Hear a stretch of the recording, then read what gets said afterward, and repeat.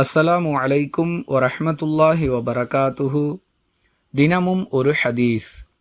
இஸ்லாத்தை தழுவுவதற்காக வரக்கூடிய ஒவ்வொருவரிடமும் முஸ்லிம்களாக இருப்பவர்கள் மற்றவர்கள் விஷயத்தில் நலம் நாடுபவர்களாக இருக்க வேண்டும் என்று அல்லாஹுவின் தூதர் ஸல்லல்லாஹு அலைஹி வஸல்லம் அவர்கள் நிபந்தனை விதிக்கக்கூடியவர்களாக இருந்தார்கள் என ஜரீர் இப்னு அப்துல்லாஹ் ரலியல்லாஹு அன்ஹு அவர்கள் அறிவிக்கிறார்கள். நூல் புகாரி, ஹதீஸ் எண் 58.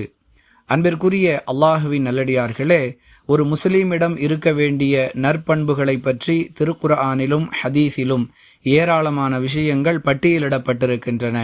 அவற்றுள் ஒன்றாக ஒவ்வொரு முஸ்லீமும் மற்றவர்கள் விஷயத்தில் நலம் நாடுபவர்களாக இருக்க வேண்டும் என்பதும் நிபந்தனையாக சேர்த்து சொல்லப்பட்டிருக்கிறது.